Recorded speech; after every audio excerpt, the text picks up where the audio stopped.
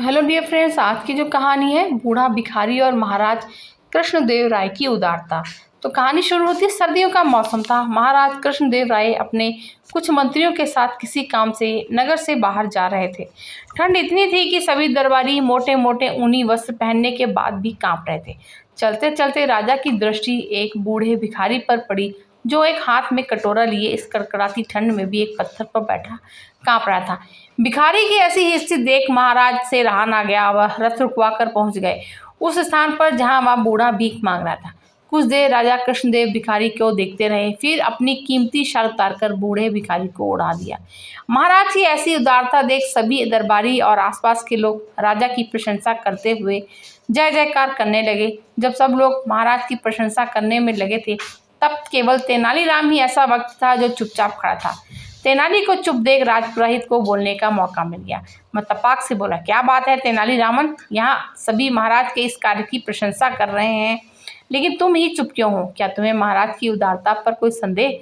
तेनाली फिर भी चुप रहे। अब महाराज को भी तेनाली की यह चुप्पी खलने लगी। वह वहीं से वापस राजमहल लौट चले। पूरे रास्ते राजपुरोहित तेनालीराम के विरुद्ध महाराज को भड़काता रहा।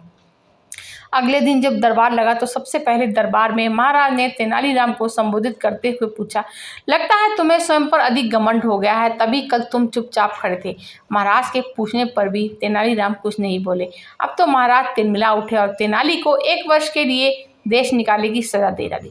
सजा सुनाते हुए महाराज ने कहा, तुम अभी विजयनगर को छोड़कर चले जाओ और जाते समय अन्य सभी कुछ यहीं छोड़कर केवल एक वस्तु अपने साथ ले जा सकते हो। बताओ तुम क्या साथ ले जाना चाहते हो? तेनालीराम ने मुस्कुराते हुए कहा, महाराज आपका दिया दंड भी मेरे लिए पुरस्कार के समान है, लेकिन आपकी आज्ञा है तो मैं अपने साथ वह शॉल ले जाना चाहता हूँ जो कल आपने उस बूढ़े भिखारी को दिया। तेनाली की बात सुनकर दरबार में उपस्थित सभी दरबारी और महाराज सन्न रह गए। भला दिया गया शॉल वापस कैसे मांगा जाए? ऐसा करना तो महाराज को अपमान जैसा होगा। अब चूंकि शॉल का मामला दंड से जुड़ा था, इसलिए महाराज ने आदेश दिया कि उस बूढ़े भिखारी को शॉल सहित दरबार में उपस्थित किया जाए। आदेश का पालन करते हुए कुछ सैनिक कुछ ही देर में बूढ़े भिखारी को दरबार में लेकर आ गए। राजा कृष्णदेव राय ने उस भिखारी से कहा, कल जो शॉल हमने तुम्हें दिया वह हमें वापस कर दो, बदले में हम तुम्हें अन्य बहुमूल्य वस्त्र और शॉल देंगे। राजा की बात सुनकर भिखारी घबरा गया और इधर उधर बगले झांकने लगा।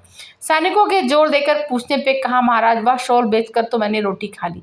बूढ़े भिखारी के मुंह से यह बात सुनकर महाराज कृष्णदेव राय क्रोध से भर गए, परंतु बात उनकी सम्मान की थी, इसलिए उन्होंने भिखारी को कुछ आगे न कहते हुए दरबार से चले जाने का आदेश दिया। अब वे तेनाली की ओर देखते हुए बोला, हमें सीधे सीधे जवाब दो कल तुम चुप क्यों थे? क्या कल तुम्हें हमारा कार्य पसंद नहीं आया? तेनालीराम हाथ जोड़ते हुए कहना, क्षमा करें महाराज, आपको मेरी चुप्पी का उत्तर भिखारी से मिल गया। भिखारी की कीमती शॉल को नहीं बल्कि पेट भरने के लिए रोटी की जरूरत थी। मैं आपको शॉल देते हुए रोक नहीं सकता था, इसलिए चुप ही रहा। राजा कृष्णदेव राय को तेनालीराम की बात जच गई। उन्होंने तभी अपने मंत्रियों को आदेश दिया कि नगर में ऐसा प्रबंध करो कि किसी भी नगरवासी को